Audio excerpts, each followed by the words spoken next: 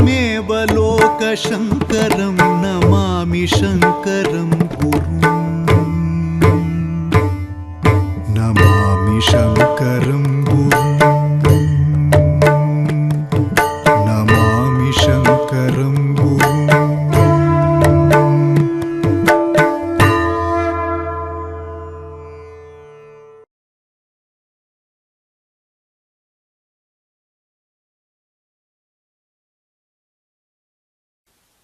ओं नमः प्रणवार्थाय शुद्धज्ञानैकमूर्तये निर्मलाय प्रशान्ताय दक्षिणामूर्तये नमः। मालासुधा कुम्भविबोधमुद्रा विद्याविराजत्करवारिजाताम् अपारकारुण्यसुधाम्बुराशिं श्रीशारदाम्बां प्रणतोऽस्मि नित्यम्। यस्याङ्घ्रियुगलध्यानं भवं नौरिव तारयेत् तं श्रीजगद्गुरुं वन्दे शङ्करं देशिकोत्तमम्। सदाशिवसमारम्भां शङ्कराचार्यमध्यमाम् अस्मदाचार्यपर्यन्तां वन्दे गुरुपरम्पराम्।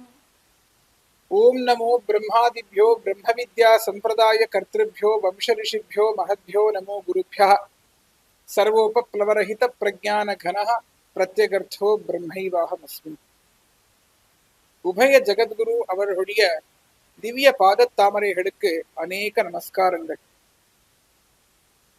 சென்ற தொடரில் நாம் வேதங்கள் என்றால் என்ன, பகவானுடைய மூச்சுக்காத்தாக இந்த வேதங்கள் எப்படி இருக்கின்றன, 4 பாகங்களாக இந்த வேதங்களை வகுத்தவர் யார், ரிக்வேதேன ஹோதா கரோதி, யஜுர்வேதேன ஆத்வர்யுஹு, சாமவேதேனோத்காதா, சர்வைர் பிரம்மா என்ற வாக்கியத்தின்படி ஹோத்ருவேதா, அத்வர்யுவேதா, உத்காத்ருவேதா, பிரம்மவேதா என்றால் என்ன, வேதாட்சரங்கள் அனைத்தும் வேதம் 4லும் மெய்ப்பொருளாவது நாதன் நாமம் நமசிவாயவே என்று சொல்லும் வண்ணம் பகவானுடைய நாமங்களாக எப்படி இருக்கின்றது, வேதம் ஓதுவது வேதியர்க்கு அழகு என்று எதற்காக சொன்னார்கள். சந்தப் பாதௌத் வேதஸ்ய ஹஸ்தௌ கல்போத கத்யதே ஜோதிஷாமயனம் சக்ஷுஹு நிருக்தம் ஸ்ரோத்ரமுச்யதே சிக்ஷா கிராணம் து வேதஸ்ய முகம் வியாக்கரணம் ஸ்மிருதம் தஸ்மாத் சாங்கமதீத்தேவ பிரம்மலோகே மஹீயதே என்ற ஸ்லோகத்தில் சொன்ன வண்ணம் வேதாங்கங்கள் எத்தனை இருக்கின்றன, அந்த வேதாங்கங்கள் வேதத்தின் எந்த எந்த அங்கமாக இருக்கின்றது போன்ற பல விசாரங்களை நாம் பார்த்தோம். இன்று சனாதன தர்மத்தின் பெருமை மற்றும் ரிஷிகளின் அருமையை பற்றி சிறிதளவு சிந்திப்போம். தர்மஹா என்பது நம் விஸ்வத்தின் பிரதிஷ்டையாக இருக்கின்றது என்று வேதங்கள் கூறுகின்றன. இந்த தர்மமாகப்பட்டது 4 புருஷார்த்தங்களில் முதலாவதாக இருக்கின்றது. அறம், பொருள், இன்பம், வீடு.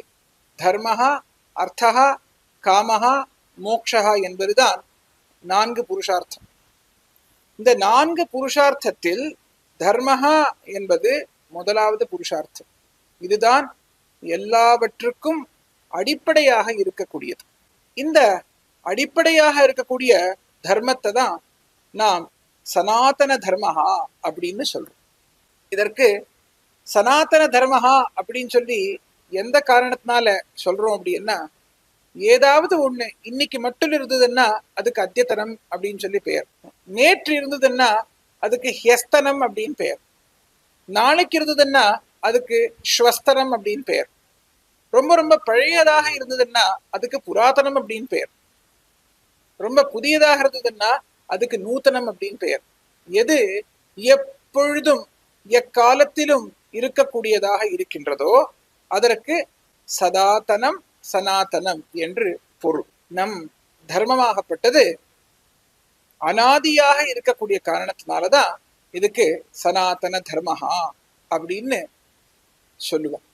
அத்தகைய அந்த சனாதன தர்மஹா அப்படிங்கக்கூடியது வேத பிரதிபாத்தியமாக இருக்கக்கூடியது. இந்த சனாதன தர்மத்துக்கு மூலமாக இருக்கக்கூடியது தான் நம்முடைய வேதங்கள். இத்தனை சிரேஷ்டத்துவம் உடைய இந்த சனாதன தர்மத்தை பத்தி சொல்லும் பொழுது மனுஸ்மிருதி ஒரு இடத்துல சொல்றது, வித்வத்பிஹி சேவித சத்பிஹி நித்யமத்வேஷராகிபிஹி ஹிருதயேனாப்யனுஜ்ஞாதஹ யோ தர்மஹ தம் நிபோதத அப்படின்னு. எது வித்வாங்களால சேவிக்கப்படக்கூடியதா இருக்கின்றதோ, எது ராகங்களும் துவேஷங்களும் இல்லாமல் இருக்கக்கூடிய மகாத்மாக்களால சேவிக்கப்படக்கூடியதா இருக்கிறதோ, எது அவர்களுடைய ஹிருதயத்தால அனுமோதிக்கப்பட்டதா இருக்கிறதோ அதுதான்ப்பா தர்மஹா அப்படின்னு இந்த ஸ்லோகத்துல நமக்கு மனு சொல்றார். ஸ்ரீமத் ஆச்சாரியால் அவருடைய கீதா பாஷ்யத்துல ஒரு இடத்துல சொல்றார், ஜகதஹா ஸ்திதி காரணம் பிராணினாம் சாக்ஷாத் அபியுதய நிஸ்ரேயச ஹேது யஹ சஹ தர்மஹா அப்படின்னு. எது இந்த ஜகத்துடைய இருப்புக்கு காரணமா இருக்கோ, எது சாக்ஷாத்தா எல்லா பிராணிகளுடைய அபியுதயம் அதாவது மேன்மை அப்புறமா மோட்சத்துக்கு காரணமா இருக்கும், அதுதான்ப்பா தர்மம் அப்படின்னு. அத்தகைய அந்த தர்மத்தை பத்தி ஆபஸ்தம்பர் அவருடைய தர்ம சூத்திரத்துல சொல்றார், யத்து ஆர்யா கிரியமாணம் பிரசம்சந்தி ச தர்மோ யத் கர்ஹந்தே ச அதர்மஹா அப்படின்னு. நாம் எதை செய்வதால் சான்றோர்கள் நம்மை புகழுவார்களோ அது தர்மஹா, எதை செய்வதால் அவர்கள் நம்மை இகழுவார்களோ அது அதர்மஹா அப்படின்னு. ஜெய்மினி மகர்ஷி அவருடைய பூர்வ மீமாம்சா சூத்திரத்துல சொல்றார், சோதனா லட்சணார்த்தோ தர்மஹா அப்படின்னு. எது நம்ம எல்லோரையும் ஒரு நல்ல காரியம் செய்யறதுக்கு பிரச்சோதிக்கிறதோ அது தர்மஹா அப்படின்னு. கௌதமர் அவருடைய வைசேஷிக சூத்திரத்தை சொல்றார், யதோ அபியுதய நிஸ்ரேயச சித்தி ச தர்மஹா அப்படின்னு. எதால நமக்கு ஒரு மேன்மையும் அந்த மோட்சமும் ஏற்படுகின்றதோ அது தர்மஹா அப்படின்னு. இந்த தர்மஹா அப்படிங்கக்கூடிய சொல் திருங் அவஸ்தானே அப்படிங்கக்கூடிய தாத்துவிலேருந்து தான் நிஷ்பன்னமா இருக்கு. தரதீதி தர்மஹா, தாரயதீதி தர்மஹா என்று சொல்வார்கள். எது நம்மை தரிக்கின்றதோ, எதனால் நாம் எப்பொழுதும் தரிக்கப்பட்டிருக்கின்றோமோ அது தர்மஹா அப்படின்னு. வேதங்கள் தர்மத்தை பத்தி ரொம்ப அழகா சொல்றது, தர்மோ விஸ்வஸ்ய ஜகத பிரதிஷ்டா. இந்த தர்மந்தான் நம்ம விஸ்வத்துடைய ஜகத்துடைய பிரதிஷ்டைக்கு காரணமா இருக்கு. லோகே தர்மிஷ்டம் பிரஜா உபசர்பந்தி. இந்த லோகத்துல தர்மவானா இருக்கக்கூடியவன் தான் பிரஜைகள் எப்பொழுதுமே அனுசரிப்பார்கள். தர்மேண பாபம் அபனுததி. இந்த தர்மத்தால தான் ஒருத்தனுடைய பாவம் அப்படிங்கக்கூடியது போக்கப்படும். அதனால் தான் அறம் செய்ய விரும்பு அப்படின்னு சான்றோர்கள் சொன்னார்கள். தர்மே சர்வம் பிரதிஷ்டிதம். இந்த தர்மத்துலதான் எல்லாமே பிரதிஷ்டிதமா இருக்கு. தஸ்மாத் தர்மஹா பரமம் வதந்தி. ஆதலால் இந்த தர்மஹா அப்படின்னு சொல்லி இது இருக்கோ அதுதான் ரொம்ப ரொம்ப பரமமா சிரேஷ்டமா இருக்கக்கூடியது. அதனால் தான் தர்மோ ரக்ஷதி ரக்ஷிதா அப்படிங்கக்கூடிய வாக்கியத்தை நாம் எல்லோரும் கேட்டிருக்கோம். யார் ஒருவன் தர்மத்தை ரட்சிப்பானோ அவனை அந்த தர்மம் ரட்சிக்கும். மகாபாரதத்துல கூட தர்மத்தை பத்தி ரொம்ப அழகான ஒரு ஸ்லோகம் இருக்கு. தாரணாத் தர்ம இத்யாஹு தர்மேண வித்ருதாः பிரஜாः யஸ்மாத் தாரயதே சர்வம் த்ரைலோக்கியம் சச்சராச்சரம் அப்படின்னு. இந்த தர்மத்துக்கு தர்மஹா அப்படின்னு பெயர் எதற்காக அப்படின்னா, அது நம்ம எல்லோரையும் தரிச்சுட்டு இருக்கக்கூடிய காரணத்தினால. தர்மேண விதிர்த்தா பிரஜாக, இந்த தர்மத்தால தான் எல்லா பிரஜைகளும் தரிக்கப்பட்டிருக்கிறார்கள். யஸ்மாத் தாரயத்தே சர்வம் திரைலோக்கியம் சச்சராச்சரம், எதனால் இந்த ஒரு திரைலோக்கியமும் சச்சராச்சரமும் சர்வமும் தரிக்கப்பட்டிருக்கிறதோ அது தர்மஹா அப்படின்னு. ஏக ஏவ சுஹுர்த் தர்மோ நிதனே அப்யனுயாதியஹ ஷரீரேண சமம் நாசம் சர்வம் அந்யத்து கச்சதி அப்படின்னு சுபாஷிதத்தில் சொல்லப்பட்டிருக்கு. ஏக ஏவ சுஹுர்த்து தர்மஹா, நம்ம எல்லோருக்கும் ஒரு நண்பன் யார் அப்படின்னா தர்மஹா. நிதனே அப்யனுயாத்தியா, அந்த ஒரு நண்பன் தான் இந்த சரீரத்தை விட்ட பிறகும் நம்மளை அனுசரிப்பான். ஷரீரேன சமம் நாசம் சர்வம் அந்யத்து கச்சதி. நாம் எதை இந்த லோகத்துல அடைஞ்சிருந்தாலும் கூட சரீரத்தை விடும்பொழுது எல்லாமே நம்மளை விட்டு போறது. ஆனா நம்மோட எப்பொழுதுமே வரக்கூடிய ஒரு நண்பன் யார் அப்படின்னா அது தர்மஹா. தர்மத்துக்கு பிரதானமாக மனுஸ்மிருதி 10 லட்சணங்கள் இருக்கின்றன அப்படின்னு சொல்றது. திருதிஹி க்ஷமா தமோஸ்தேயம் சௌச்சம் இந்திரிய நிகிரஹா தீஹி வித்யா சத்தியம் அக்ரோதோ தசகம் தர்ம லட்சணம் அப்படின்னு. திருதிஹி அப்படின்னா உறுதி அர்த்தம். க்ஷமா அப்படின்னா மன்னிக்கக்கூடிய குணம். தமஹா உடலை அடக்குதல். அஸ்தேயம் திருடாமல் இருக்கக்கூடியது. சௌச்சம் தூய்மையுடன் இருக்கக்கூடியது. இந்திரிய நிகிரஹா புலன்களை அடக்குவது. தீஹி நல்ல புத்தியுடன் இருக்கக்கூடியது. வித்யா உத்தமமான வித்யை பெறுவது. சத்தியம் சத்தியத்தை பேசுவது. அக்ரோதகா கோபம் கொள்ளாமல் இருக்கக்கூடியது. இவை தர்மத்தின் 10 லட்சணங்கள் அப்படின்னு நமக்கு மனுஸ்மிருதி சொல்றது. இத்தனை பெருமை வாய்ந்த இந்த தர்மத்தை நமக்கு புரியும் வண்ணம் எடுத்து சொன்னவர்கள்தான் நம்முடைய ரிஷிகள். அந்த ரிஷி பரம்பரையை நாம் என்றென்றும் நமஸ்கரிக்க வேண்டும். ரிஷி அப்படிங்கக்கூடிய சொல்லுக்கு அர்த்தம் ரிச்சதி அப்படின்னு சொல்லி சொல்லுவான். யாராலும் அடைய முடியாதத அடையக்கூடியவர்கள் ரிஷிகள் அப்படின்னு.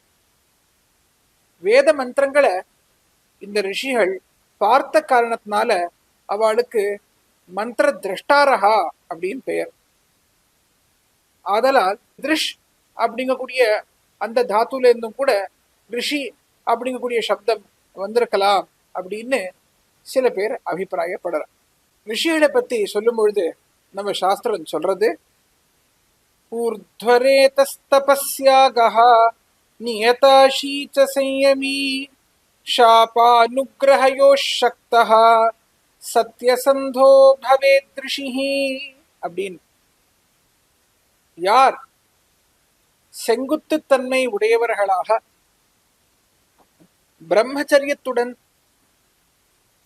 தபோனிஷ்டையுடன் இருக்கின்றார்களோ, யார் ஆகாரத்தில் கட்டுப்பாடுடன் இருக்கின்றார்களோ, யார் அவர்களது புலனை அடக்கி ஆசையை அடக்கி ஒரு துறவரத்தில் இருக்கின்றார்களோ, யார் சாபத்தை கொடுக்க அனுக்கிரகம் செய்ய வல்லுவர்களாக இருக்கின்றார்களோ, யார் எப்பொழுதும் சத்தியத்தை பேசுபவர்களாக இருக்கின்றார்களோ அத்தகையவர்கள்தான் ரிஷி என்று இந்த ஸ்லோகம் நமக்கு சொல்கின்றது.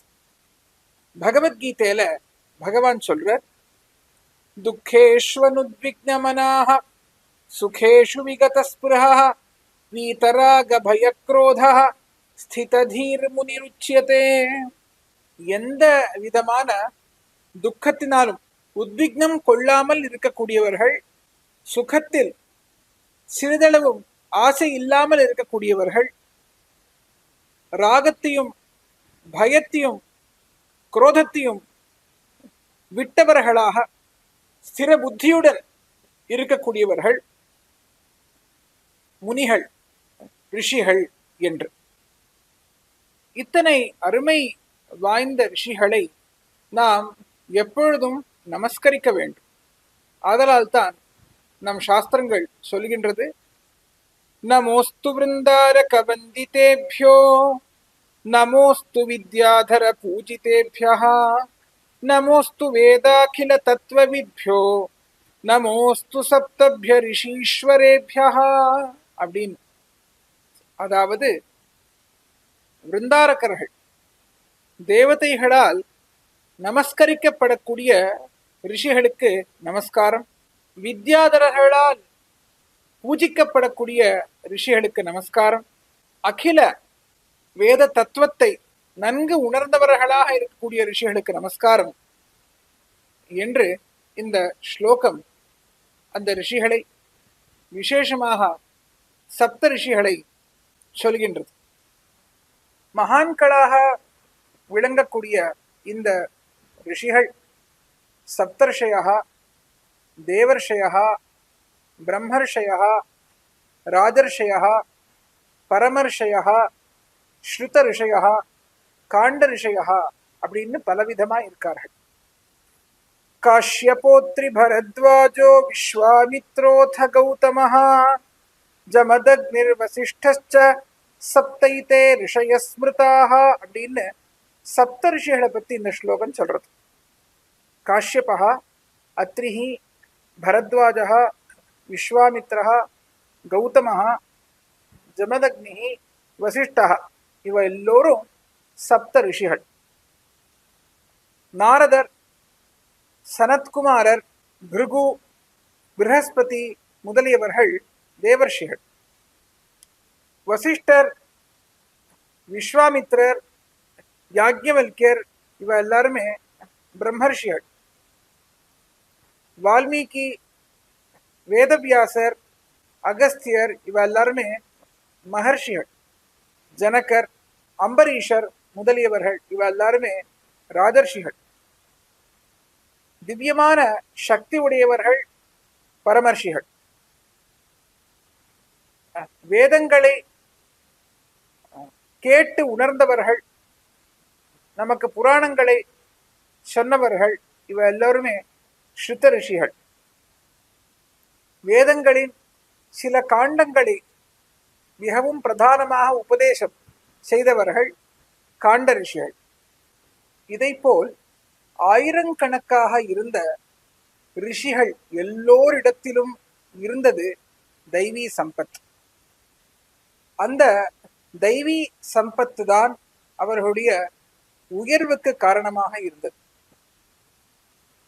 இந்த தெய்வீ சம்பத்தை பற்றி பகவத்கீதையின் 16வது அத்தியாயத்தில் பகவான் சொல்கிறார். அபயம் சத்வ சம்சுத்தி ஞானயோக வியவஸ்திதி தானம் தமஸ்ச யஜ்ஞஸ்ச ஸ்வாத்யாயஸ்தப ஆர்ஜவம் அஹிம்சா சத்யமக்ரோதஸ்த்யாக சாந்திரபைஷுனம் தயா பூதேஷ்வலோலுப்த்வம் மார்தவம் ஹ்ரீரசாபலம் தேஜः க்ஷமா திருதிஷ் சௌச்சமத்ரோஹோ நாதிமானிதா பவந்தி சம்பதம் தைனீம் அபிஜாதஸ்ய பாரத என்று. அபயம் அப்படின்னா அஞ்சாமை, சத்வ சம்சுத்தி உள்ள தூய்மை, ஞான யோக வியவஸ்திதி ஞானத்திலும் யோகத்திலும் நிலை நிறுத்தல், தானம் தானம் செய்வது, தமஹ உடலை அடக்குதல், யஜ்ஞஹ யஜ்ஞத்தை செய்வது, ஸ்வாத்யாயஹ ஸ்வாத்யாயத்துடன் இருப்பது, ஆர்ஜவம் நேர்மை, அஹிம்சா, அஹிம்சையுடன் வாழ்வது, சத்தியம், சத்தியத்தை பேசுவது, அக்ரோதகா, கோபம் கொள்ளாமல் இருப்பது, தியாகா, துறவு, அபைஷுனம், கொள் சொல்லாமை, தயா, தயையுடன் வாழ்வது, பூதேஷ்வலோலுப்துவம், பிறர் பொருளை விரும்பாமை, மார்தவம், மிருதுத்தன்மை, ஹ்ரீஹி, நாணம், அச்சாப்பலம், சாப்பல்யம் இல்லாமல் இருப்பது, அதாவது மனோபலத்துடன் இருப்பது, தேஜகா, தைரியம், க்ஷமா, மன்னிக்கும் குணம், திருதிஹி, உறுதி, ஷௌச்சம், தூய்மை, அத்ரோஹா, வஞ்சகமின்மை, நாதிமானிதா, செருக்கின்மை, இவை எல்லாமும் தெய்வீ சம்பத்தாகும் என்று பகவான் கூறுகின்றார். இத்தனை குணங்கள் பொருந்திய ரிஷிகள் எல்லோரும் சாதுக்களாகவே இருந்து சாது ஜீவனத்தை நடத்தினார்கள். பகவான் சொல்ற, சாதவோ ஹிருதயம் மஹ்யம் சாதுனாம் ஹிருதயம் துவகம் மதன்யத்தேன ஜானந்தி நாகந்தேபியோ மனாகபி அப்படின்னு. சாதுக்களுடைய ஹிருதயம்தான் நான், என்னுடைய ஹிருதயம்தான் சாதுக்கள். சாதுக்களுக்கு என்னை விட்டா வேற யாரையும் தெரியாது, எனக்கு சாதுக்களை விட்டா வேற யாரையும் தெரியாது. அத்தகைய பகவானுடைய சுரூபமாகவே இருக்கக்கூடிய சாதுக்கள், ரிஷிகள் நம் எல்லோராலும் நமஸ்கரிக்கப்படக்கூடியவர்கள். அவளுடைய ஸ்மரணையே நம் எல்லோருடைய பாபத்தை போக்கும் என்பதில் சிறிதளவும் ஐயமில்லை. ஆதலால்தான் நமோ மஹர்ஷிவர்யேபியோ தேவர்ஷிபியோ நமோ நமஹ சர்வ பாபஹரேபியோஸ்து வேதவித்யோ நமோ நமஹ அப்படின்னு சாஸ்திரங்கள் சொல்றது. எல்லா பாபத்தையும் போக்கக்கூடிய மகர்ஷிகளாய், தேவர்ஷிகளாய், வேத வித்துக்களாய் விளங்கக்கூடிய அவர்களுக்கு நமஸ்காரம் அப்படின்னு. நம்ம எல்லோருடைய பரம்பரை ரிஷி பரம்பரை. நாம் எந்த ரிஷியுடைய வம்சத்துல வந்திருக்கோமோ அந்த ரிஷியுடைய பேர் தான் நம்முடைய கோத்திர நாமமா இருக்கு. வேத மார்க்கத்தை நமக்கு காண்பித்து கொடுத்து ஸ்மிருதி இதிகாச புராணங்களினால் திவ்யோபதேசத்தை செய்திருக்கக்கூடிய மகான்களான ரிஷிகளுக்கு நாம் என்றென்றும் நன்றியுடன் இருக்க வேண்டும். ஆதலால்தான் பிரம்ம யஜ்ஞத்தில் தேவதர்ப்பணம் மற்றும் பித்ருதர்ப்பணத்தின் நடுவே ரிஷி தர்ப்பணமும் இருக்கின்றது. மகாஜனோ ஏன கதஸ்ஸ பந்தாக என்று சொல்லும் வண்ணம் மகாத்மாக்களாக இருக்கக்கூடிய ரிஷிகளின் மார்க்கத்தை நாமும் அனுசரித்து அவரது அருளை பெறுவோமாக என்று கூறிக்கொண்டு, வரும் தொடரில் ரிஷி பூமியாக, கர்ம பூமியாக, பக்தி பூமியாக, ஞான பூமியாக விளங்கக்கூடிய பாரத பூமியின் மேன்மையை பற்றி, இதில் உள்ள தீர்த்த க்ஷேத்திரங்களின் மகத்துவத்தை பற்றி அறிந்து கொள்ளலாம் என்று கூறி விடைபெறுகிறோம். நன்றி. நமஸ்சங்கராய். நமாமி சங்கரம் குரு